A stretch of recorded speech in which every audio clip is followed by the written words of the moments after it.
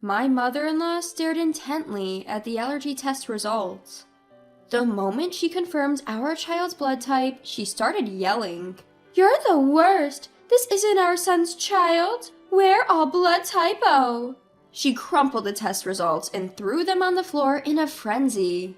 "I've thought something was off since you announced your pregnancy. You cheated! Divorce our son!" Quietly, I picked up the crumpled test results from the floor. Then I confirmed something instantly. "Yes, mother-in-law, he's not your son's child." My name is Kay Forrester, 34 years old. I live with my husband Jake in a rented apartment in New York, a workplace romance. Despite his busy work, Jake is a kind husband who actively helps with household chores. Even today when I came home, he had washed the frying pan and dishes used for breakfast. "Welcome back. Try not to push yourself too hard with the overtime. You won't be able to handle it, Kay." "I'm home, yeah, I know, but I can't just ignore them. I can't help it." While I was changing into my loungewear in the bedroom, a delicious smell wafted from the kitchen. Tonight's dinner appears to be my favorite, Jake's special fried chicken. I grabbed a can of beer from the fridge, glanced at the calendar on the wall, and noticed a big circle around the 10th. Oh, I'd completely forgotten, but next Friday is our 7th wedding anniversary. Let's go out for dinner next Friday. I feel like eating French for a change. "I thought you might say that. I've already made a reservation at a French restaurant in Manhattan." "Really? Thank you, I'm so excited." As I stuffed my mouth full of fried chicken, I deeply reflected on the 7 years that have passed since we got married. We don't have children. I thought getting pregnant would come naturally once married, but I didn't get pregnant even after 1 year or 2 years. My sister, who married 4 years after me, is now a mother of 2, and my friends were getting pregnant one after another. In the first few years, I was not desperate, and I could truly rejoice in the pregnancy announcements of those close to me. But now, even the pregnancy announcements of celebrities who have nothing to do with me are overreacting. I'm disgusted with myself, who can't honestly rejoice at the happy reports of others. Why won't a baby come to us? My mobile search history was filled with keywords about pregnancy. Whenever I had free time, I couldn't help but thinking about having a baby. Adding fuel to the fire was my mother-in-law. It seems that the word taboo does not exist in her dictionary. She suddenly barged into our apartment the other day, making sarcastic remarks about our childlessness and urging us to divorce. "Kay, when are you planning to get pregnant? I'm tired of waiting." "Well, this is something we can't control. I'm trying my best, you know." "Don't you feel sorry for Jake because he can't become a father?" As a matter of fact, I too want to see Jake becoming a father soon. "If you really feel that way, why don't you divorce him? I believe there's someone more suitable for Jake. If he marries a healthy woman who can bear children, he'd become a father in no time." Facing such harsh words with a straight face, I managed to get by all this time thanks to Jake and my father-in-law. They've always stood up for me. If anything, they seem to be exasperated with the mother-in-law who was obsessed with wanting grandchildren. I made sure to keep a safe distance from her by not initiating contact, avoiding places she frequents, but doing the minimum on Mother's Day and her birthday. One night as usual, Jake and I were watching TV after dinner. I had been feeling a little feverish since morning and decided to check my temperature as I wasn't feeling quite right. It was slightly elevated at 99.5 degrees Fahrenheit. I tend to feel under the weather before my period. Upon checking my period tracking app, I realized that my period was late this month. Hurriedly, I used the pregnancy test that I had stored in the bathroom cabinet, and, to my surprise, it showed the 2 distinct lines indicating a positive result. "Jake, look at this!" "What? Does this mean you're pregnant?" "Yes, I'm pregnant! We're finally going to have a baby!" Overwhelmed with joy, I burst into tears on the spot. I wondered how much time and money we had spent to reach this moment. After verifying the pregnancy test result multiple times, Jake hugged me tightly. Thank you for putting up with not drinking alcohol, smoking, or going to the sauna. Starting today, you're free to drink and hit the sauna. Nah, compared to the effort you've put in, Kay, my sacrifices are nothing. I'll hold off on the drinks until after you've safely given birth. I'm already looking forward to the celebratory drink. A few days later, we visited the gynecologist, where the pregnancy was confirmed. There's a baby in my belly. For the first time in my life, I experienced a strange yet warm feeling. I didn't care about the baby's gender. I just wished for it to be born healthy. I can still vividly recall the moment when I first felt my child's movement in my womb. Jake would touch my belly and talk to our baby every day. Hey, it's Daddy. Can't wait to meet you. Hey, no, it's too early for you to be born. Right. My bad. You need to stay in the belly a little longer. Entering my 8th month of pregnancy, I started my maternity leave and enjoyed a leisurely maternity life. I was at home watching a movie with Jake when I felt my pants getting soaked rapidly with a popping sound. I instantly knew that my water broke. When I called the general hospital where I was to give birth, I was told to come right away, so we headed there by taxi. Finally, I was about to meet my child.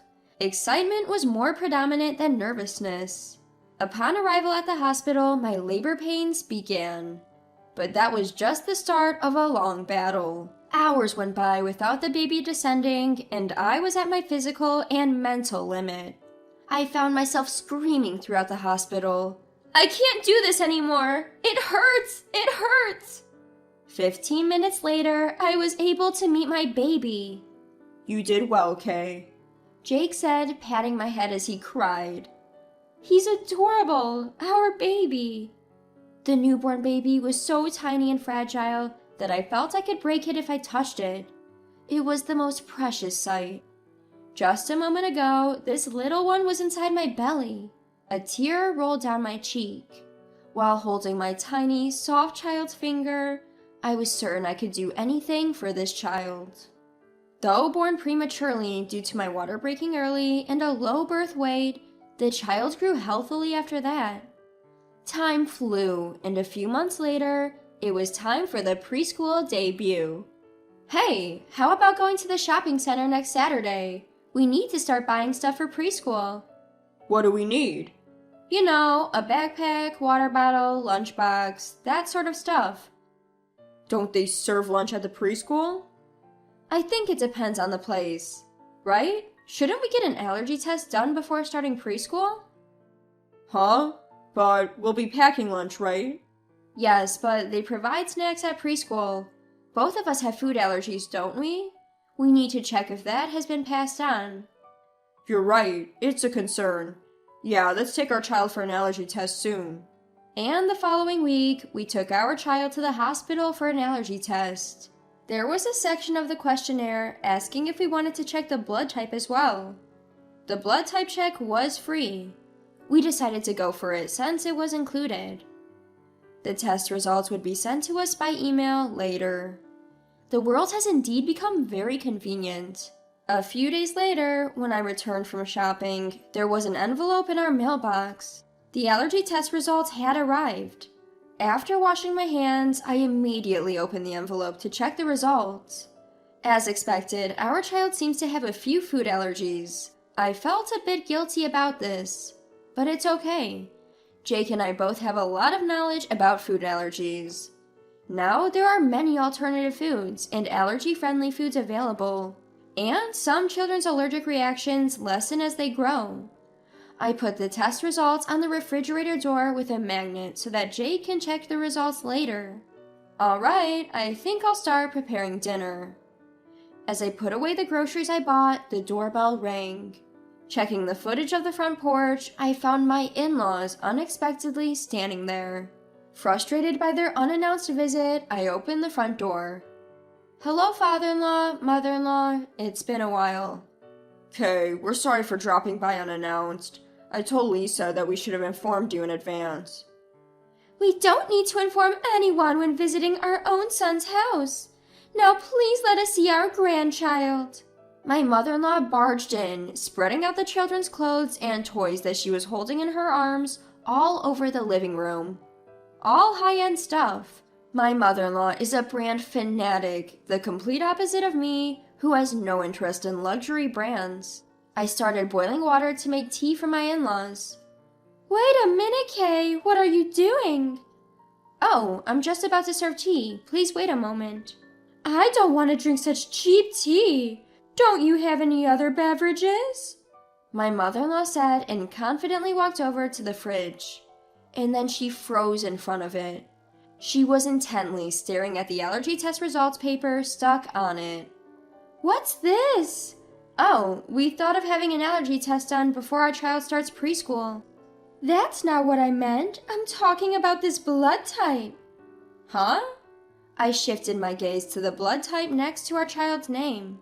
There it said type A. My mother-in-law, her face turning beet red, started yelling at me. Kay, you are the worst! Calm down, please, mother-in-law. How can I stay calm? This is not our son's child. All of us are type O. With a burst of anger, my mother-in-law crumpled up the test results paper and threw it on the floor. I knew something was off when you announced your pregnancy. Kay, you cheated.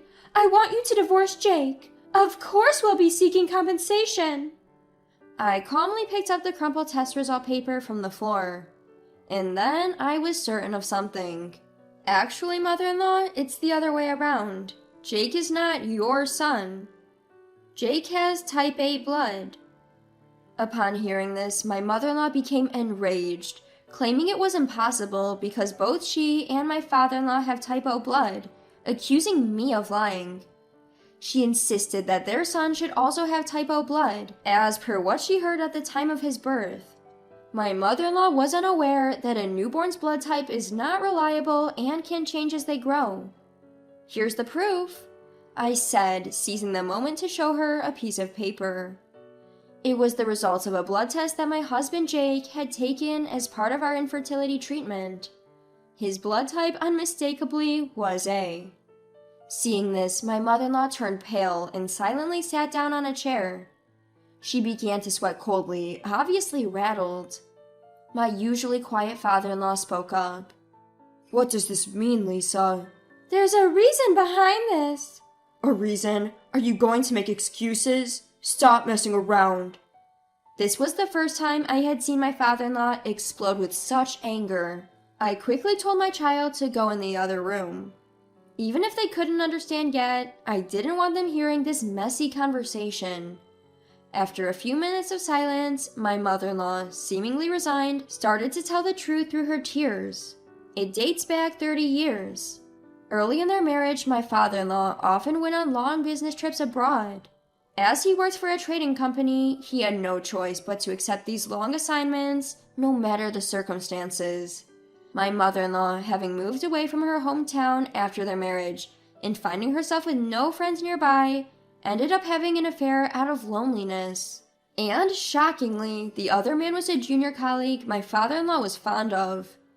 It turns out Jake is the child born from the affair between my mother-in-law and her lover. How would Jake react when he learns the truth? I was only worried about him. However, Jake seemed surprisingly unfazed by the news. He never verbalized it, but he seemed to have known all along, from the fact that his face didn't look like his parents'. Since the day the shocking truth was revealed, I have not met with my mother-in-law at all. I once received an email from her, but I deleted it without even checking the content. Later, my father-in-law was outraged at being deceived for over 30 years and presented divorce papers to my mother-in-law. It was only natural. My mother-in-law, who had been unfaithful, had no right to refuse, and the divorce was successfully finalized. My mother-in-law, who had been living a luxurious life as a stay-at-home wife without working at all, relying on my father-in-law, seems to be struggling with her livelihood. I wonder if she's looking for a job now. I wonder if there's a place where my mother-in-law can work. Well, it's none of my business. When I think about what my mother-in-law did to my father-in-law and the various abusive words she threw at me, there's no room for sympathy.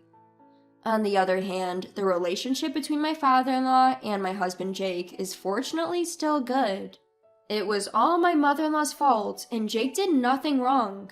Even if there's no blood connection, after 30 years of raising him, he's truly my son, my father-in-law told Jake. Despite the divorce from my father-in-law continues to be kind to not only Jake, but also me and our child. He takes us out to eat once a month and even bought souvenirs for us from a recent trip. Before, every time I woke up in bed in the morning, I used to wonder what kind of unpleasant things would happen that day. But now, every time I wake up in the morning, I look forward to what wonderful things will happen. My world is beginning to be colored. Another new day begins today. I wake up my husband and child, prepare breakfast and pack lunches, and change their clothes. There are a lot of things to do. Surrounded by my beloved family, I am very happy.